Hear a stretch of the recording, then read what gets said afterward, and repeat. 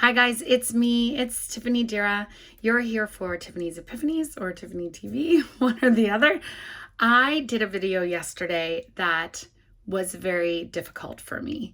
And when I was doing it, there was something in my body that just didn't sit right and didn't feel complete at the end. And I was originally going to present this as a YouTube short and felt that it would be unfair to present it to the world without the whole picture and without saying all that I need to say.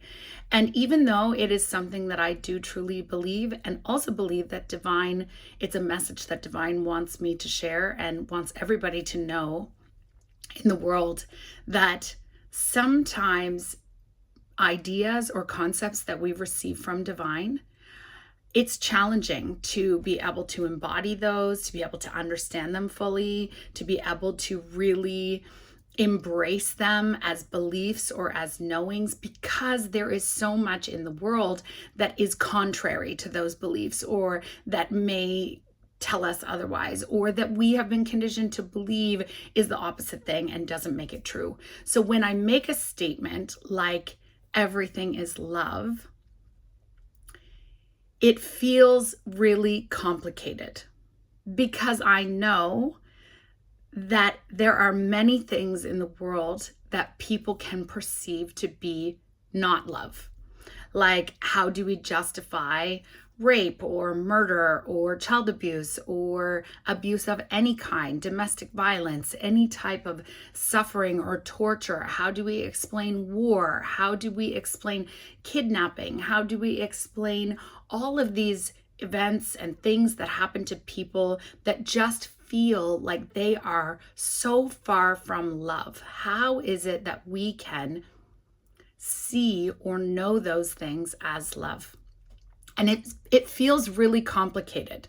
And I know that I believe everything is love, and I know that in my heart, my beliefs, that divine has intended all things to be love.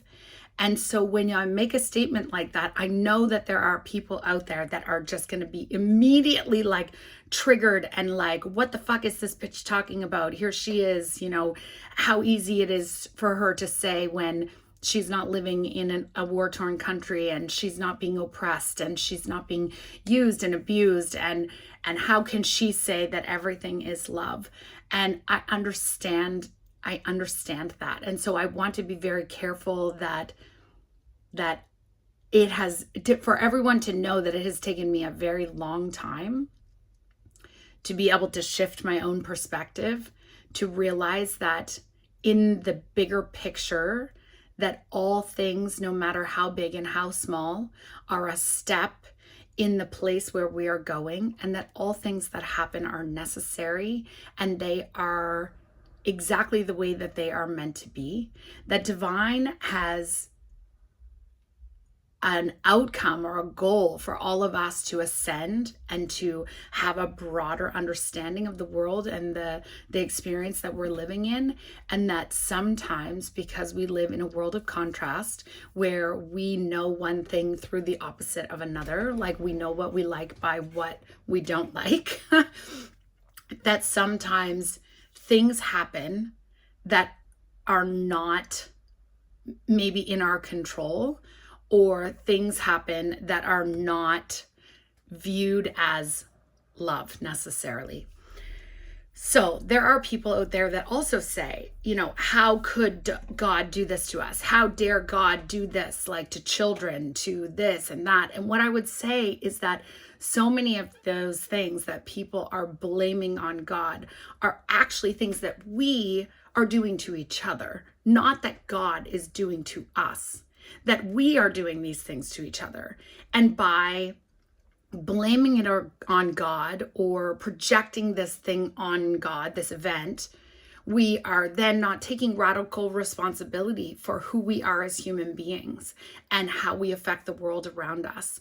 And we are becoming victims to things that are outside of our control, or that we feel like we are being inflicted upon us by a higher power.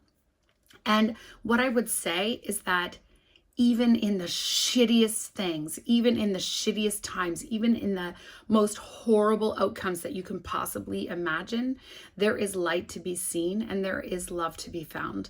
And it is up to each individual as to whether or not they use the stories of their life as the catalyst to the greatest change and the greatest opportunity to see and know their own divinity and shine in their light or not.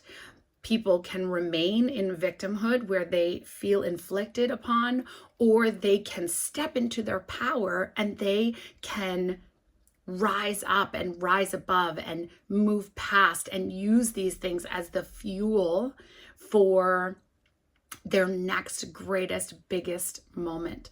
So when I say that everything is love, I mean that everything is love, and that although you may not be able to see it when you're inside of it, that someday when you are not in the midst of it, it may be possible for you to see things from a different perspective. And that may be when you're not in this physical body anymore. Like maybe it's when you are in your soul and you're doing a review of your life and you are seeing how every single thing that happened was actually an opportunity for love, for greater love, for more love to be shone down on you and shining from within you.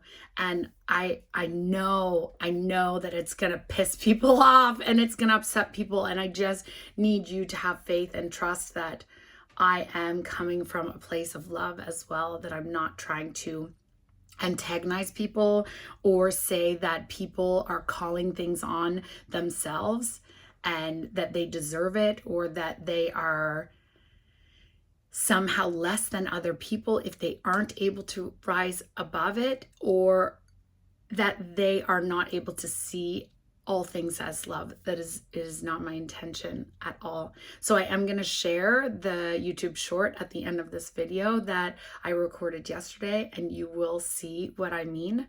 I know that it wasn't sitting right in my body, and I was feeling very conflicted and very self-conscious about the judgment of others and about what people would think about me making this radical statement that all things are love. And it has come from me reaching a point where I know without a doubt that I am a being of oneness, that I am a part of all things in existence, and that all things in existence are a part of me, and that in some way, somehow, every single thing that happens is in service to me. And it has taken me a very long time and a lot of really horrible moments of doubt and fear and loneliness to be able to get to a point where I can see how all of the horrible things that have happened in my life were actually there to serve me. I hope you receive me in grace. Ciao for now.